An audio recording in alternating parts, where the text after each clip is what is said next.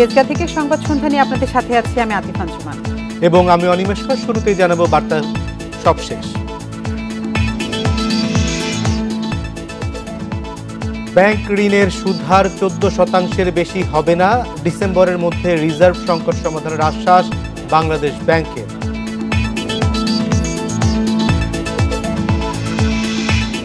বাংলাদেশি নির্বাচনে ভারতের মধ্যস্থতার অভিযোগ নাকচ করলেন ডোনাল্ড ট্রাম্প, বিচার বহির্ভূত হত্যা বন্ধে সন্তোষ।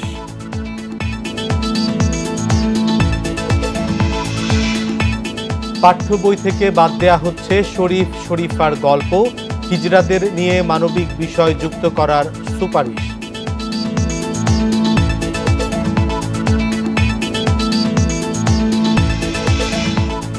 সারা দেশে আবারও গরমের অস্বস্তি, ৮ বিভাগে তাপপ্রবাহ থাকবে শনিবার পর্যন্ত, রোববার বৃষ্টির পূর্বাভাস।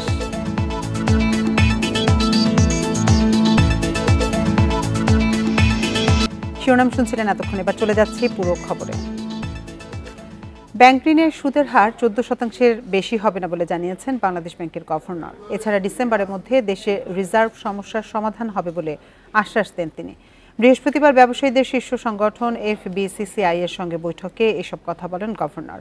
এ সময় ব্যবসায়ীরা জানান, কেন্দ্রীয় ব্যাংকের বারবার নীতি পরিবর্তনের কারণে ক্ষতিগ্রস্ত হচ্ছেন তারা। সুদ হার 14% বেশি না রাখার দাবি করলে গভর্নর তাদের আশ্বস্ত করেন। 3 মাসের মধ্যে পরিস্থিতি স্থিতিশীল করার আশ্বাসও দেন বাংলাদেশ ব্যাংকের গভর্নর।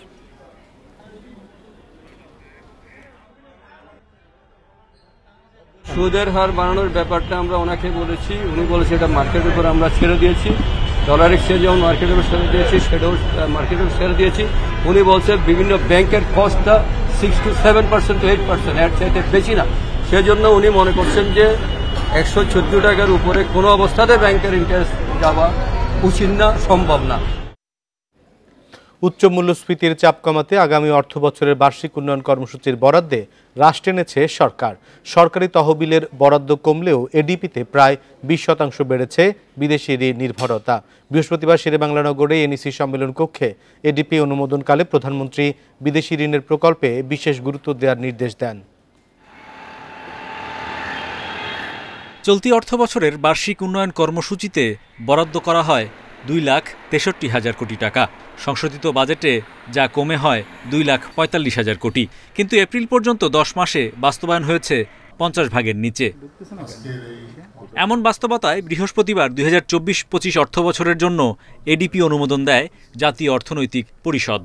প্রধানমন্ত্রীর নেতৃত্বে এনইসি সভায় এডিপিতে বরাদ্দ রাখা হয় 2,65,000 কোটি টাকা, যেখানে বিদেশি ঋণ থাকছে 1 লাখ কোটি টাকা। চলতি অর্থ বছরের সংশোধিত এডিপিতে যা ছিল 83,500 কোটি টাকা।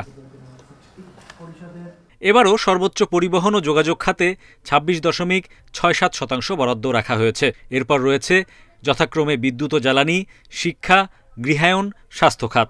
সভা শেষে সংবাদ সম্মেলনে জানানো হয়, মূল্যস্ফীতির বিবেচনায় সামাজিক নিরাপত্তায় বাজেটে এবার বরাদ্দ বাড়বে। মাস্টার প্ল্যান ভিত্তিক হবে এবং অংশগ্রহণমূলক হবে।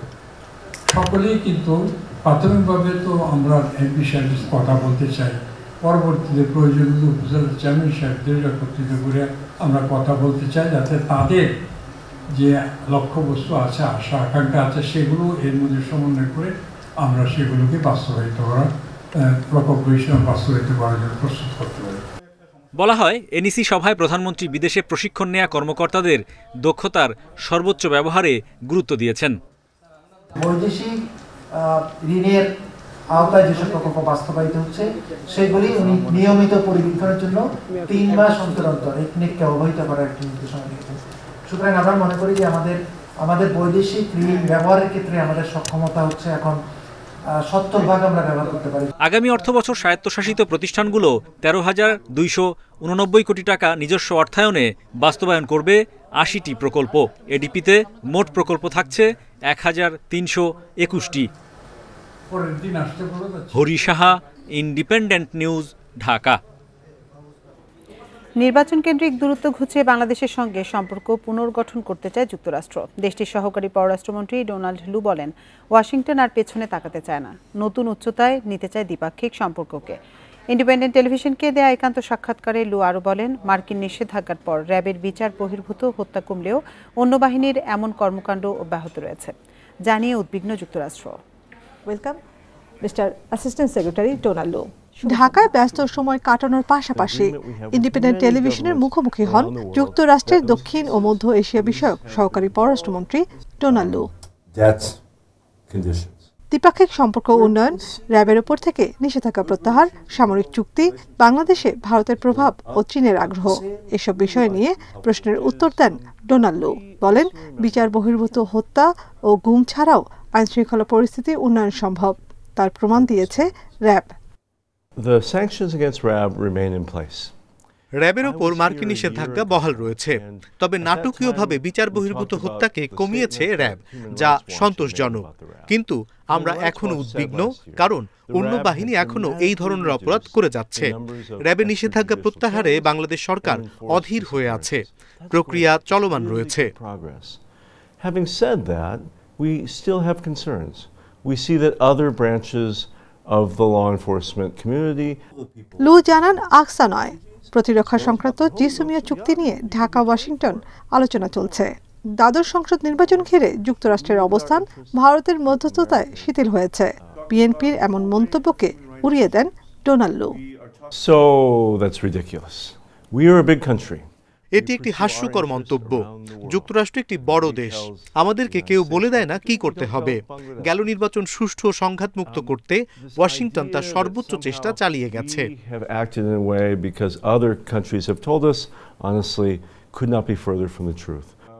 সম্পর্কের অস্বস্তি কাটিয়ে বাংলাদেশের উন্নয়নের সাথী হতে চায় যুক্তরাষ্ট্র, এমন প্রতিশ্রুতি দেন লু।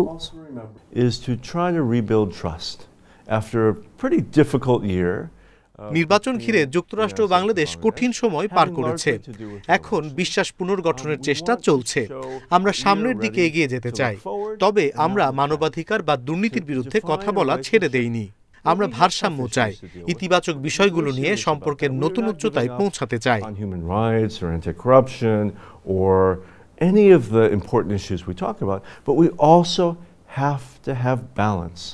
ফিলিস্তিনের পক্ষে যুক্তরাষ্ট্রে বিশ্ববিদ্যালয়ের বিক্ষোভ নিয়ে ওয়াশিংটনের দৃষ্টিভঙ্গিও তুলে ধরেন ডোনাল্ড লো। কয়েক সপ্তাহ ধরে ইসরায়েল ও গাজার পরিস্থিতি নিয়ে আমাদের দেশে হাজার হাজার শিক্ষার্থী বিক্ষোভ করছে। শান্তিপূর্ণ আন্দোলনে বাধা দেয়া হয়নি। সমাবেশের স্বাধীনতা, বাক স্বাধীনতাকে আমরা সম্মান করি। কোথাও কোথাও সহিংসতা, ভাঙচুর ও বিদ্বেষমূলক আচরণ দেখা গেছে। যুক্তরাষ্ট্রে বিদ্বেষমূলক আচরণের সুযোগ নেই, তাই পুলিশকে পদক্ষেপ নিতে হয়েছে, গ্রেপ্তারও করা হয়েছে। যেখানে বল প্রয়োগের অভিযোগ উঠেছে সেখানে তদন্ত হচ্ছে। যদি প্রমাণ পাওয়া যায় তবে জবাবদিহি নেওয়া হবে। For hate speech in America. In those cases, police have been involved and sometimes people have been arrested. Bangladesh চীন সম্পর্ক নিয়ে যুক্তরাষ্ট্রের মাথা ব্যথা নেই বলেও জানান সহকারী পররাষ্ট্রমন্ত্রী Donald Lu. Thank you. I really enjoyed our time. Nafizatullah, independent news, Dhaka. যুক্তরাষ্ট্রের সহকারী পররাষ্ট্রমন্ত্রী ডোনাল্ড লুর পুরো সাক্ষাৎকারটি দেখুন ইন্ডিপেন্ডেন্ট টেলিভিশনের ইউটিউব চ্যানেলে। যাচ্ছি পরের খবরে। ঢাকা ওয়াশিংটন সম্পর্কের গভীরতা ডোনাল্ড লুর বক্তব্যে স্পষ্ট বলে মন্তব্য করেছেন আওয়ামী লীগের সাধারণ সম্পাদক ওবায়দুল কাদের। দুপুরে তেজগাঁওয়ে আওয়ামী লীগ সভাপতি ও প্রধানমন্ত্রী শেখ হাসিনার স্বদেশ প্রত্যাবর্তন দিবসের অনুষ্ঠানে একথা বলেন তিনি। স্বরাষ্ট্রমন্ত্রী বলেন, শেখ হাসিনার নেতৃত্বেই দেশ ও গণতন্ত্র শৃঙ্খলা ফিরে পেয়েছে। সপরিবারে বঙ্গবন্ধুকে হত্যাকাণ্ডের প্রায় ৬ বছর পর ১৯৮১ সালের ১৭ মে ভারত থেকে দেশে ফেরেন বঙ্গবন্ধু কন্যা শেখ হাসিনা। তার স্বদেশ প্রত্যাবর্তন দিবস উপলক্ষে রাজধানীর তেজগাঁয়ে বিশেষ অনুষ্ঠানের আয়োজন করে আওয়ামী লীগ। এতে যোগ দেন দলের সাধারণ সম্পাদক সহ কেন্দ্রীয় নেতারা।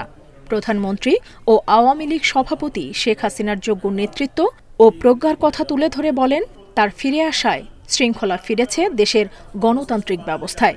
সেদিন সবাই লাখো মানুষের ঢল নামেছিল এই তারগাঁও বিমানবন্দরে, বৃষ্টি ঝড় উপেক্ষা করে।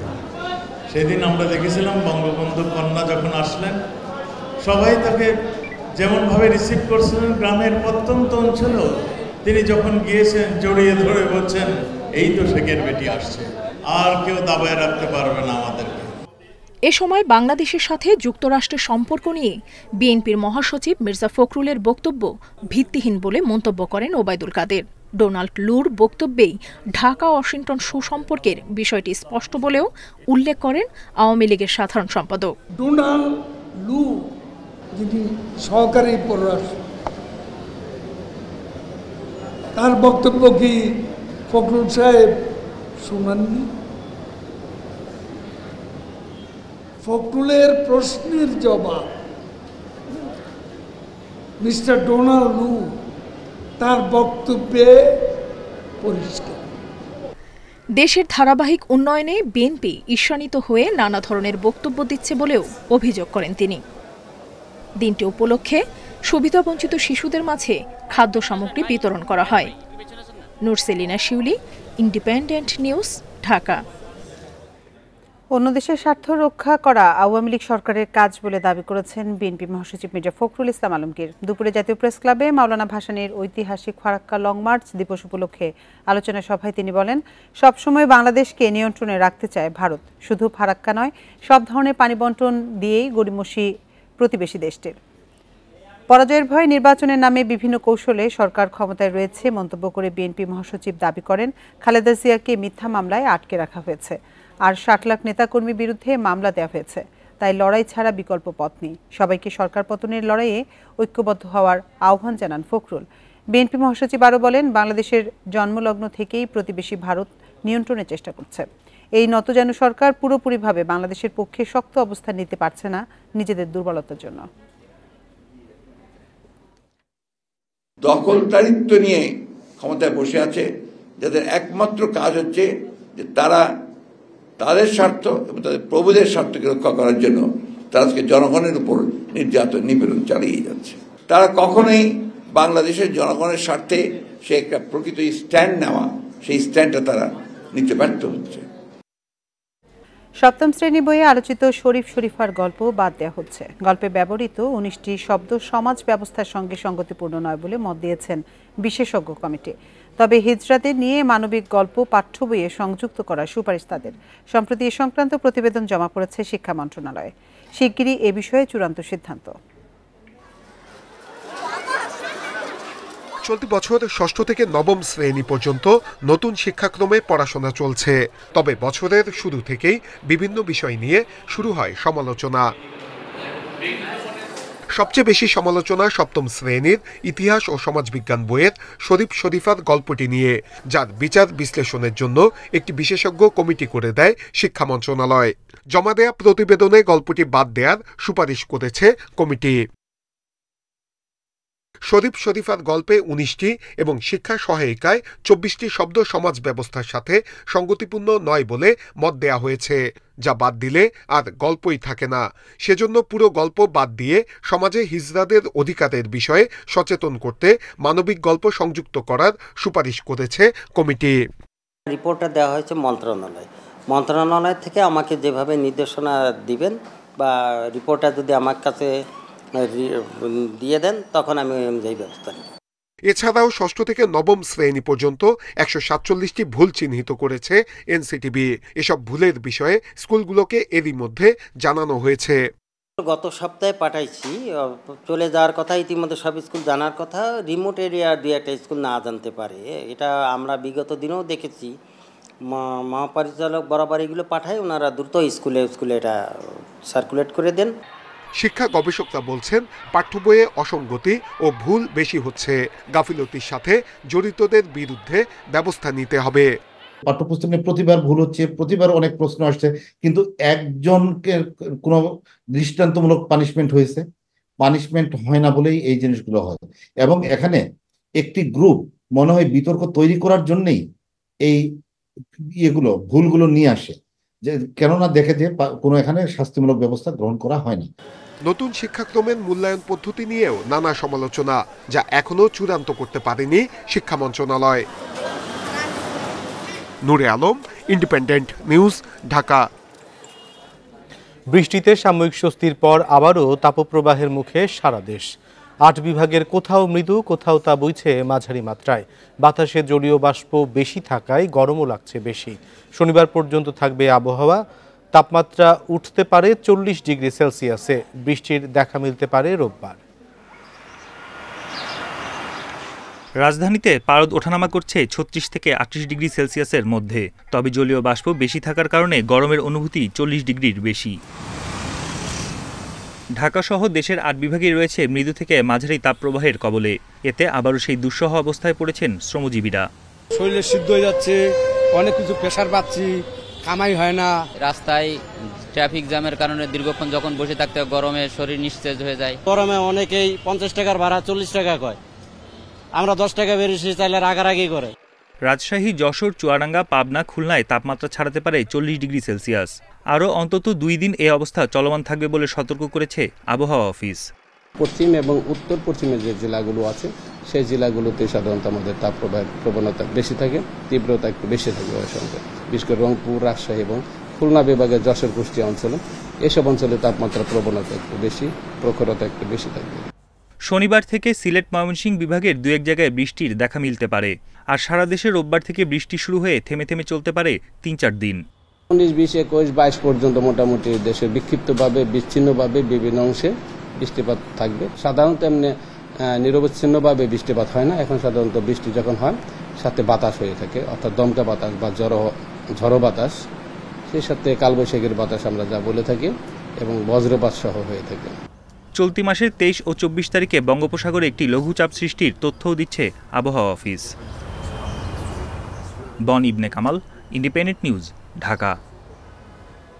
কম হারে নয়, পূর্ণ হারেই ভ্যাট বসছে মেট্রো রেলের ভাড়ায়। জুলাই থেকে যাত্রীদের টিকিটের মূল্যে দিতে হবে ১৫% ভ্যাট। আসছে বাজেটে এ প্রস্তাব করতে যাচ্ছে জাতীয় রাজস্ব বোর্ড এনবিআর। সম্প্রতি প্রধানমন্ত্রীর সঙ্গে বাজেট বৈঠকে মেট্রো রেলের ভাড়ায় ভ্যাট আরোপের প্রসঙ্গ উপস্থাপন করেন এনবিআর কর্মকর্তারা। তারা বলছেন, কম হারে ভ্যাট নেওয়ার কোনো নির্দেশনা দেননি প্রধানমন্ত্রী, তাই ১৫% হারেই ভ্যাট আরোপের প্রস্তাব করা হবে। যাত্রীর স্বার্থ বিবেচনায় ২০২২ সালের ২৮ ডিসেম্বর থেকে মেট্রো রেলের ভাড়ায় ভ্যাট অব্যাহতি দেয় এনবিআর। জুন পর্যন্ত বহাল থাকছে সেই সুবিধা। সম্প্রতি ভ্যাট অব্যাহতির মেয়াদ বাড়াতে এনবিআরকে চিঠি দেয় মেট্রো রেল কর্তৃপক্ষ, তবে আবেদন আমলে নিচ্ছে না এনবিআর। তাদের দাবি, উন্নয়ন চাহিদা অনুযায়ী রাজস্ব বাড়াতে সব খাতেই কর ছাড় কমানো হচ্ছে।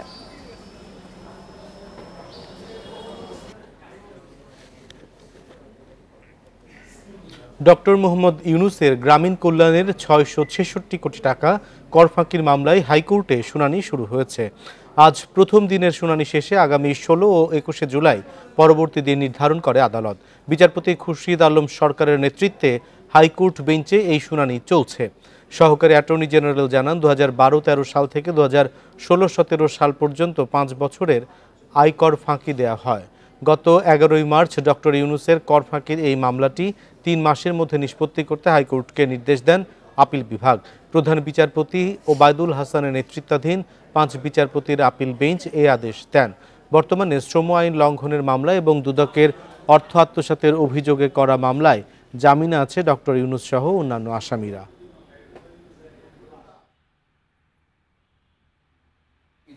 ২০১৭ সালে নিরাপদ ৬৫০ কোটি টাকার মতো একটা ট্যাক্সের আমরা সরকার ধরতে পারে যে ট্যাক্স এখানে ফাঁকি হয়েছে। তো সেই টাকাটা দাবি করে একটা চিঠি দেয় এবং প্রিভিয়াস ফাইল, যে আগের বছর অর্থ বছরের ফাইলগুলো ওপেন করার জন্য একটা চিঠি দেয়। সেই চিঠি, সে কারেকশনকে চ্যালেঞ্জ করে 2টা রিট পিটিশন ফাইল করা হয়। এই রিট পিটিশন 2টাতে যদি রুলটা ডিসচার্জ হয়, মানে সরকার পক্ষ যদি যেতে, তাহলে আমরা প্রায় ৬৫০ কোটি টাকার মতো ট্যাক্স পাবো। সাংবাদিক দম্পতি সাগররুনি হত্যা মামলার তদন্ত প্রতিবেদন জমা দেওয়ার দিন ১০৮ বার পেছালো। আগামী ৩০ জুন প্রতিবেদন দাখিলের নতুন দিন ঠিক করেছে আদালত। বৃহস্পতিবার মামলার তদন্ত প্রতিবেদন দাখিলের জন্য দিন ধার্য ছিল, কিন্তু তদন্ত সংস্থা র্যাব তা দাখিল না করায় ঢাকার অতিরিক্ত chief metropolitan magistrate Mohammad Mahbubul হকের আদালত প্রতিবেদন দাখিলের নতুন দিন ঠিক করে দেন। ২০১২ সালের ১১ ফেব্রুয়ারি মাছরাঙা টেলিভিশনের বার্তা সম্পাদক সাগর সারওয়ার ও এটিএন বাংলার জ্যেষ্ঠ প্রতিবেদক মেহেরুন রুনিকে হত্যা করা হয়। এরপর নিহত রুনির ভাই নওশের আলম রোমান শেরেবাংলা নগর থানায় একটি হত্যা মামলা করেন। ৪ দিন পর তদন্তভার ডিবির কাছে হস্তান্তর করা হয়। তারা রহস্য উদ্ঘাটনে ব্যর্থ হলে র্যাবকে তদন্তের দায়িত্ব দেয় হাইকোর্ট। আলোচিত এ হত্যা মামলায় রুনির বন্ধু তানভীর রহমান সহ মোট আসামি ৮ জন। দেশে কোরবানির পশুর মজুদ গতবারের চেয়ে প্রায় ৪.৫ লাখ বেশি, ফলে কোনো সংকট হবে না আশা মৎস্য প্রাণী সম্পদ মন্ত্রী আব্দুর রহমানের। অবৈধভাবে কোনো গরু যেন দেশে প্রবেশ করতে না পারে সেজন্য ব্যবস্থা নেওয়ার কথা জানান তিনি। রাজধানীর প্রাণী সম্পদ অধিদপ্তরে দুপুরে এক সংবাদ সম্মেলনে কথা জানান মন্ত্রী। এক মাস পরই কোরবানির ঈদ, তাই পশুর চাহিদা মজুত ও সরবরাহ বিষয়ে আন্তঃমন্ত্রণালয় সভা করে মৎস্য ও প্রাণী সম্পদ মন্ত্রণালয়। সভা শেষে জানানো হয় দেশে কোরবানির পশুর মজুত 1,29,80,367টি, যা গতবারের চেয়ে 4,44,034টি বেশি। কোরবানি সহ সারা বছর চোরাই পথে গরু আসা বন্ধে ব্যবস্থা নেওয়ার আহ্বান জানান খামারিরা। পাশাপাশি পশু পরিবহনে চাঁদাবাজি বন্ধের দাবিও তাদের। সিলেট দিয়ে গরু, ছাগল, মহিষ প্রচুর পরিমাণে আসতেছে, তো এগুলা অনতিবিলম্বে যদি এখন পদক্ষেপ না নেওয়া হয় 5 দিনে কিন্তু হিউজ স্টক চলে আসবে। তো আমার কাছে মনে হয় 5,000 গরুও যদি ঢুকে আমরা কিন্তু 5,000 প্রান্তিক কৃষককে কিন্তু বঞ্চিত করলাম তার গরু বিক্রি থেকে। তো এই জায়গায় কিন্তু একটা বিশাল বড় ইম্প্যাক্ট হয়। মৎস্য ও প্রাণী সম্পদ মন্ত্রী জানান কোরবানির ঈদে পশুর কোনো সংকট হবে না। গরু আমদানির সিদ্ধান্ত নেই সরকারের। অবৈধভাবে গরু প্রবেশ বন্ধে স্বরাষ্ট্র মন্ত্রণালয়কে অনুরোধ করা হবে। চোখের সামনে কোনো গবাদি পশু বাইরে থেকে আসবার কোনো ধরনের কোনো সুযোগ নাই। এখন চোরাই পথে বিভিন্ন সময়ে হয়তো 2-1টা বিচ্ছিন্ন বিক্ষিপ্ত ঘটনার কথা আপনারা বলে থাকেন, জেনে থাকেন, সে ব্যাপারেও আমরা সতর্ক। প্রাণী সম্পদ মন্ত্রী জানান সব মিলিয়ে কোরবানির পশুর চাহিদা 1,07,02,394টি। তবে চাহিদার চেয়ে 22,77,973টি পশু বাড়তি রয়েছে। এই গবাদি পশুর নানা ধরনের immediate. Shahid Ahmed, independent news, Dhaka. নারায়ণগঞ্জের রূপগঞ্জ উপজেলা পরিষদের চেয়ারম্যান পদে সেলিম প্রধানের প্রার্থিতা আপিল বিভাগেও বাতিল। একই সঙ্গে আদালতের সময় নষ্ট করায় তাকে জরিমানা গুনতে হচ্ছে 10,000 টাকা। সকালে প্রধান বিচারপতি ওবায়দুল হাসানের নেতৃত্বে 8 সদস্যের পূর্ণাঙ্গ আপিল বেঞ্চ সে আদেশ দেন। ক্যাসিনো কাণ্ডে আলোচিত এবং অবৈধ সম্পদ অর্জন ও অর্থ পাচারের সাজাপ্রাপ্ত সেলিম প্রধানের প্রার্থিতা রিটার্নিং কর্মকর্তা ও নির্বাচনী আপিলেও বাতিল হয়েছিল। পরে হাইকোর্টে তা ফিরে পান তিনি। তবে চেম্বার আদালত হাইকোর্টের আদেশ স্থগিত করলে আবারও প্রার্থিতা হারান সেলিম। ক্যাসিনো বিরুদ্ধে অভিযান চলাকালে 2019 সালে তার বাসা ও অফিসে অভিযান চালিয়ে দেশি বিদেশি মুদ্রা জব্দ করে আইনশৃঙ্খলা বাহিনী।